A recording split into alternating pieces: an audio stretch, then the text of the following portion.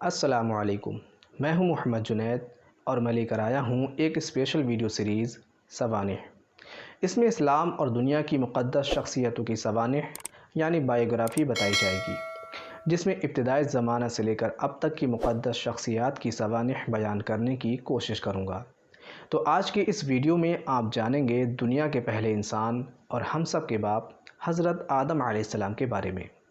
تو چلیے بڑھتے ہیں ویڈیو کی طرف۔ حضرت آدم علیہ السلام سے پہلے دنیا پر کئی ہزار سال سے جنات آباد تھے۔ جب اللہ تعالیٰ نے حضرت آدم علیہ السلام کو پیدا کرنا چاہا تو حضرت جبریل علیہ السلام کو فرمایا کہ روئے زمین سے ہر رنگ کی مٹی میں سے مٹی لے کر آؤ۔ حضرت جبریل علیہ السلام زمین پر آئے اور زمین سے مٹی لینا چاہی تو زمین نے مٹی لے جانے کا سبب پوچھا۔ تو حضرت جبریل علیہ السلام نے مٹی سے کہا، اللہ تعالیٰ اس مٹی سے ایک مخلوق پیدا کرے گا جو نیک بھی ہوں گے اور بد بھی، جس کی وجہ سے اس پر عذاب و ثواب ہوگا۔ زمین یہ سن کر حضرت جبریل علیہ السلام سے مٹی نہ لے جانے کی فریاد کرنے لگی، جس کی وجہ سے حضرت جبریل علیہ السلام بنا مٹی کے لوٹ آئے۔ پھر اللہ تعالیٰ نے حضرت میکائیل علیہ السلام کو بھیجا، وہ بھی واپس آ گئے، اور پھر حضرت اسرافیل علیہ السلام کو بھیجا، وہ بھی واپس آ گئے۔ پھر اللہ تعالیٰ نے حضرت عزرائیل علیہ السلام کو بھیجا اور حضرت عزرائیل علیہ السلام زمین کے پاس گئے، زمین نے ان سے بھی فریاد کی۔ حضرت عزرائیل علیہ السلام نے زمین سے کہا، میں خدا کا تابعدار بندہ ہوں، میں اللہ کے حکم کو تیری منت پر نہیں چھوڑ سکتا۔ یہ کہہ کر حضرت عزرائیل علیہ السلام مٹی لے کر خدا کی بارگاہ میں حاضر ہو گئے۔ مفسرین فرماتے ہیں اس کے بعد سے اللہ تعالیٰ نے حضرت عزرائیل علیہ السلام کو روح قبض کرنے کا کام سپرد کر دیا۔ پھر 4 دن تک اس مٹی پر بارش کی گئی، 39 دن غم کی اور 1 دن خوشی کی۔ فرشتوں نے خدا کے حکم کے مطابق اس مٹی کا گارا بنایا، پھر اسے خشک کیا گیا۔ اللہ تعالیٰ نے حضرت آدم علیہ السلام کا جسم بنایا اور 40 سال تک حضرت آدم علیہ السلام کا پتلا مکہ اور طائف کے درمیان رکھا رہا۔ پھر اس کے بعد اس پتلے کو گوشت پوست کا جامہ پہنا کر روح کو حکم دیا گیا کہ جسم میں داخل ہو۔ اللہ کے حکم سے روح حضرت آدم علیہ السلام کے جسم میں داخل ہو گئی۔ اس کے بعد اللہ تعالیٰ کے حکم سے ایک فرشتہ جنت سے ایک جوڑا لایا اور عزت و احترام سے تخت پر جمعہ کے دن بیٹھایا گیا۔ اس کے بعد فرشتوں کو حکم ہوا کہ حضرت آدم علیہ السلام کو سجدہ کریں۔ سارے فرشتے 100 سال تک، ایک روایت کے مطابق 500 سال تک سجدے میں پڑے رہے۔ جب فرشتوں نے سجدے سے سر اٹھایا تو انہوں نے عزازیل یعنی ابلیس کو کھڑا دیکھا۔ اس کی صورت بدل چکی تھی۔ فرشتوں نے ابلیس کی حالت دیکھ کر شکر گزاری کے لیے دوسرا سجدہ کیا۔ فرشتوں کی ادا اللہ تعالیٰ کو اتنی پسند آئی کہ نماز کی ہر رکعت میں 2 سجدے اسی وجہ سے شریعت میں مقرر کر دیے گئے۔ فرشتوں کے سجدے کے بعد اللہ تعالیٰ نے ابلیس مردود سے پوچھا، تو نے سجدہ کیوں نہیں کیا؟ تو کہنے لگا، تو نے مجھے آگ سے پیدا کیا اور آدم کو مٹی سے۔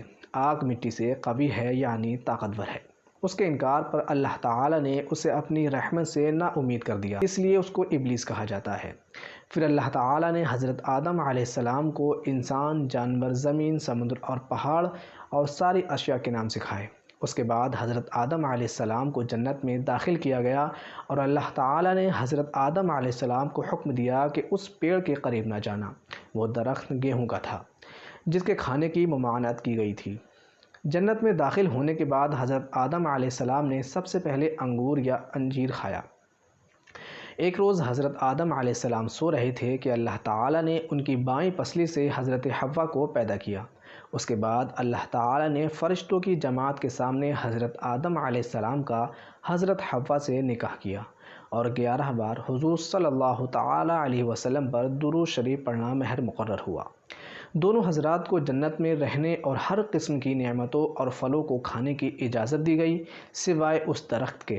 پھر ایک دن شیطان خیر خواہ بن کر قسمیں اٹھا کر نصیحت دینے والے کی شکل میں آیا اور آپ کو وسوسہ ڈالنے میں کامیاب ہو گیا، جس کی وجہ سے آپ کو جنت اور اس کی نعمتوں سے الگ ہونا پڑا۔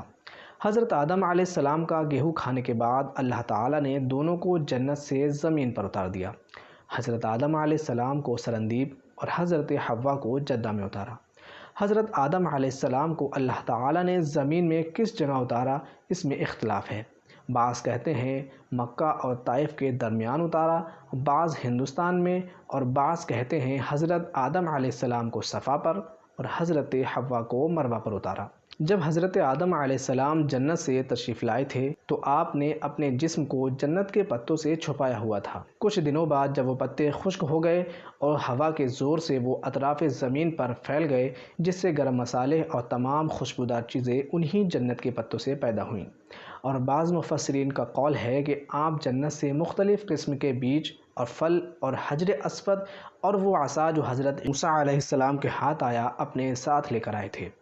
حضرت آدم علیہ السلام دن کے آخری حصے میں غروب آفتاب سے پہلے زمین پر اتارے گئے تھے۔ جب سورج غروب ہوا تو رات کے اندھیرے سے آپ کو تکلیف محسوس ہوئی، کیونکہ اس سے پہلے حضرت آدم علیہ السلام نے نہ ہی رات دیکھی تھی اور نہ ہی تاریکی۔ جب صبح ہوئی تو حضرت جبریل علیہ السلام نے تاریکی دور ہونے اور نور پھیلنے کی بشارت دی اور حکم دیا کہ 2 رکعت نماز پڑھو۔ پھر حضرت آدم علیہ السلام نے 2 رکعت نماز فجر ادا کی۔ امت محمدیہ پر حضرت آدم علیہ السلام کی اتباع میں 2 رکعت نماز فجر فرض ہے۔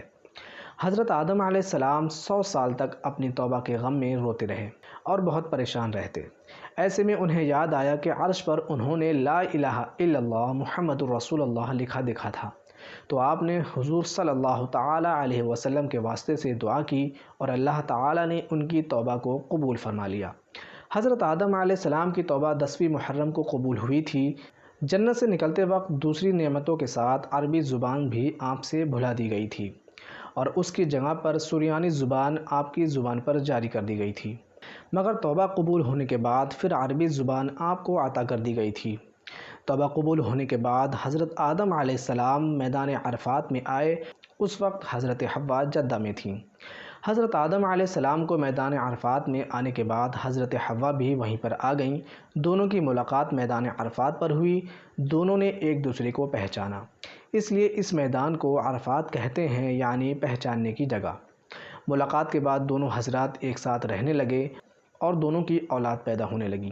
حضرت آدم علیہ السلام اور حضرت حوا کی اولاد جوڑوں میں پیدا ہوتی تھیں۔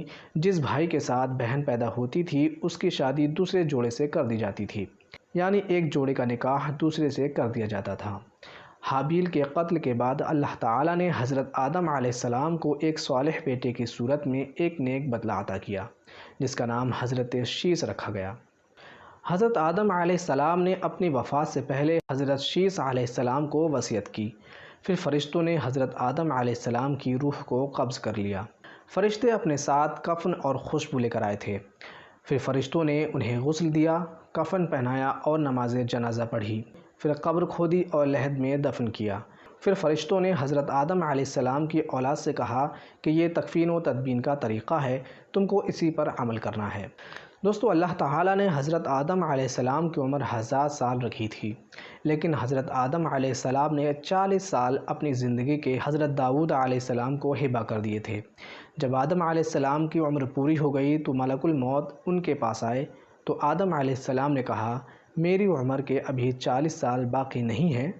ملک الموت نے کہا آپ نے 40 سال اپنے بیٹے داؤد علیہ السلام کو دے دیے تھے۔ پھر اللہ تعالیٰ نے حضرت آدم علیہ السلام کی عمر 1000 سال اور حضرت داؤد علیہ السلام کی عمر 100 سال کر دی۔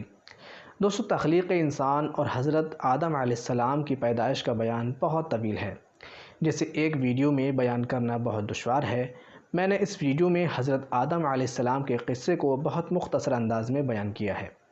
اس کی وجہ ویڈیو کے شروع میں بتائی جا چکی ہے، یعنی یہ ویڈیو سیریز دراصل مقدس شخصیتوں کی سوانح یعنی بائیوگرافی پر مشتمل ہے۔ اس سیریز میں آپ مقدس شخصیتوں کی سوانح جانیں گے۔ تخلیق انسان اور تخلیق کائنات کا بیان انشاءاللہ تعالی آپ کو دوسری ویڈیو سیریز میں ملے گا۔ تو دوستو، آج کی ویڈیو کو یہیں پر ختم کرتے ہیں۔ اگر ہماری ویڈیو پسند آئی ہو تو چینل کو سبسکرائب کریں اور بیل آئیکن کو دبانا نہ بھولیں۔ ساتھ ہی ہماری ویڈیو کو شیئر اور لائک کریں۔ ملتے ہیں اگلی ویڈیو میں، تب تک کے لیے خدا حافظ۔